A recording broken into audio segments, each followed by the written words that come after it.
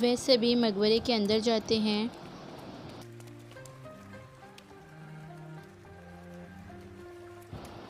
हैन कहती है, क्या तुम शियाओ लिन हो? शियाओ कहती है, और तुम क्यान लू हैन हो ना? फिर वे दोनों आपस में गले मिलते हैं। शियाओ कहती है, फाइनली हमारी मुलाकात हो ही गई, लेकिन तुम नीचे कैसे आई? इन 3 सालों में हम सिर्फ बातें किया करते थे। अगर तुम नहीं होती तो मैं तो आधी मरी चुकी थी। हैन कहती है, मैंने तुमसे कभी मुलाकात नहीं की। फिर वो घुटनों पर बैठ जाती है। शियाओ कहते, तुम पहले खड़ी हो जाओ।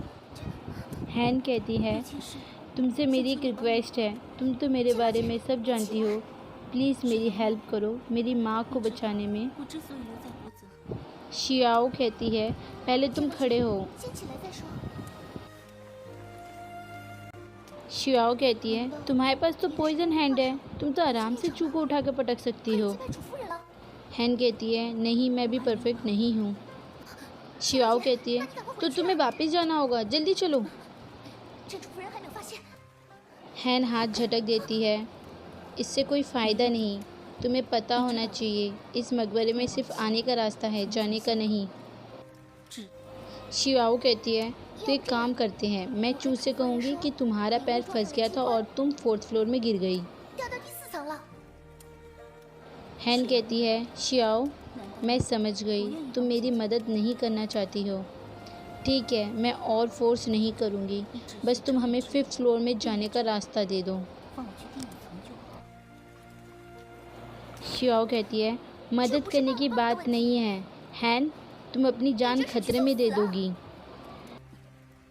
हैन को गुस्सा आ जाता है। हैन गुस्से में शियाओ का गला पकड़ लेती है। मुझे माफ़ करना, मैं 5th फ्लोर में जाकर रहूँगी, नहीं तो। तभी शियाओ गायब हो जाती है और उसकी आवाज़ आती है, तो क्या करोगी? तुम्हें क्या लगता है मैं तुम्हारे काबू में आ जाऊँगी? यहाँ पर हमें शियाओ के पावर का अंदाज़ा हो जाता है। शियाओ पानी को कंट्रोल कर सकती है, पानी के सहारे अपनी परछाइयाँ बना सकती है और वह पानी के सहारे अपने आप को इनविजिबल भी कर सकती है।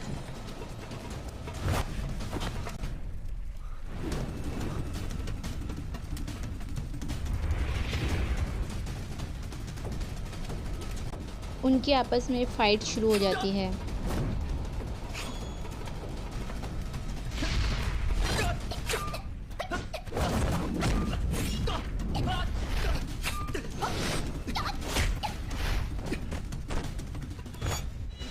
फिर शियाओ उनके बैक में दबाकर सभी को स्टॉप कर देती है। शियाओ कहती है, प्यारी हैन, मुझे लगा ही था कि तुम्हारे आने की वजह कुछ और है और तुम्हारे साथ 2 बॉडीगार्ड भी हैं। हैन कहती है, हम मिलकर काम करेंगे तो हम यहाँ से भागने में कामयाब हो पाएंगे। शियाओ कहती है, मैं तो सिर्फ यहाँ शादी करने आई थी और बाहर के लोगों को लगता है मेरी शादी मोडुगु से हो गई।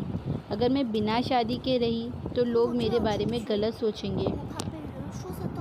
हैन कहती है, तो तुम्हारा मतलब है कि तुम सबसे पहले शादी करना चाहती हो? शियाओ कहती है, हाँ, फिर लोग समझेंगे कि मेरी शादी गलत बंदे से हो गई थी, इसलिए शियाओ ने दोबारा शादी कर ली। फिर मेरे बारे में कोई गलत ही नहीं समझेगा। तो फिर ठीक है, यहाँ पर 2 आदमी हैं, मैं किसी एक को चुनकर शादी कर सकती हूँ। किसे चुनूँ? इसे चुनूँ कि इसे चुनूँ? ठीक है, मैं तुम्हें चुनती हूँ। मैन कहता है, ओ डियर, मेरे पीछे हज़ारों लड़कियाँ पड़ी हैं, वो मुझसे शादी करना चाहती है ना। अगर तुम शक नहीं करती हो तो ठीक है। शियाओ कहती है, हाँ मैं शक करती हूँ, अब मैं तुमसे शादी नहीं करूँगी। तो फिर ठीक है, मैं तुमसे शादी करूँगी, क्या तुम मुझसे शादी करोगे? सिक्यू कहता है, तुम जैसी बदतमीज़ लड़की को कभी नहीं। शियाओ घूंसा मार देती है, तुमने मुझे बदतमीज़ बोला? हाँ तुम हो, मुझे घूंसा मारकर कहती हो मैं तुमसे शादी करूँ? कभी नहीं। ठीक है, फिर तुम ज़िंदा रहकर क्या करोगे? तभी मैन कहता है, रुको, तुम्हें दोबारा शादी करनी है ना? मैं करूँगा तुमसे, बस उसे छोड़ दो। शियाओ कहती है मैं क्या खिलौना हूँ कोई भी मुझे चुन ले। मेरा शादी करने का इरादा ख़त्म, मैं सबको मार दूंगी। आपस में सोच लो किसको पहले मरना है। सिक्यू कहते मैं पहले मरूंगा। मैन कहता है ठीक है तुम पहले मर जाओ, हम बाद में मरेंगे और सब यहीं ख़त्म करो। भाड़ में जाए तुम्हारी प्रैक्टिस, भाड़ में जाए मिशन, भाड़ में जाए टॉम ब्रेकिंग ऑर्डर, भाड़ में जाए यूनिकॉर्न लॉक। मैन सिक्यू को और डांटते हुए कहता है शादी इम्पॉर्टेंट है, अगर तुम्हारे पेरेंट्स तुम्हारी शादी कराते तो क्या तुम मना करते? कभी नहीं। हाँ शियाओ एक काम करते हैं, इसके पेरेंट्स से पूछ कर तुम्हारी शादी करवा देते हैं, लाठी भी नहीं टूटेगा और सांप भी मर जाएगा, बस इस मकबरे से निकलना है। शियाओ कहती है बहाना मत बनाओ। हैन कहती है शियाओ मैन ठीक कह रहा है, सारी फसाद की जड़ ये मकबरा है। तुम्हारे पिता को पता चलेगा कि तुम्हें फंसाया गया है, वो अपने आप को कभी माफ़ नहीं कर पाएंगे। शियाओ फिर सोचती है, उसके बाद वे सबको आज़ाद कर देती है।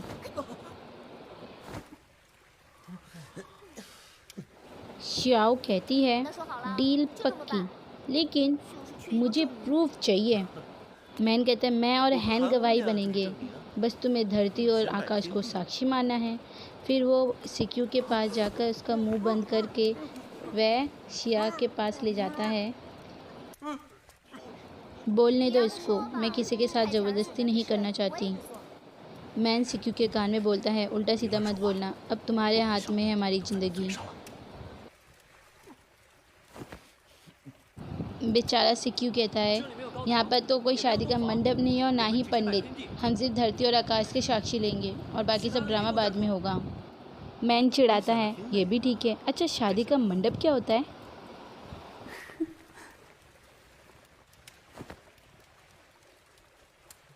चलो धरती और आकाश का साक्षी लो।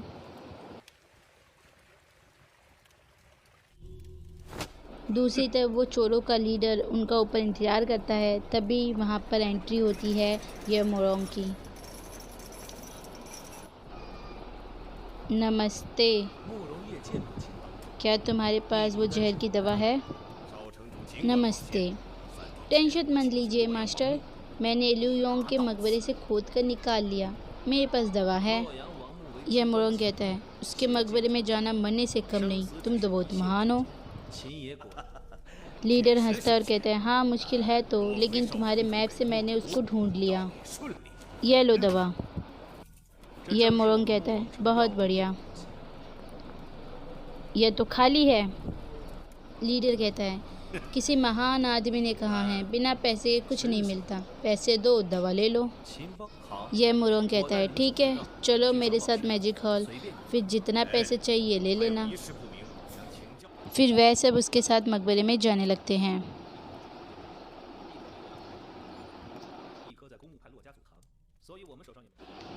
वह सभी मैजिक हॉल में आ जाते हैं।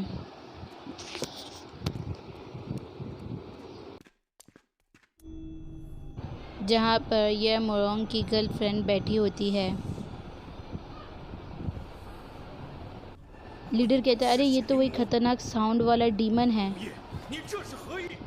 यह मोरोंग अपनी गर्लफ्रेंड से मिलने लगता है।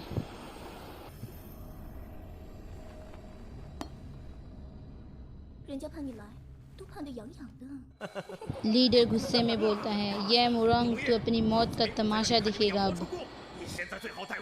यह मोरोंग को गुस्सा आ जाता है, वे अपनी गर्लफ्रेंड से कहता है इनका अच्छे से ध्यान रखना। फिर वह वहाँ से चला जाता है।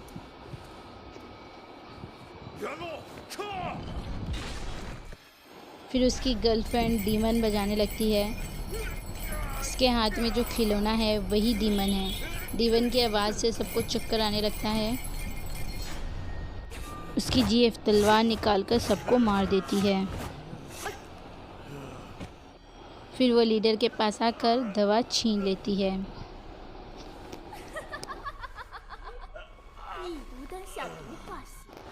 यहीं पर एपिसोड 6 का होता है दी एंड।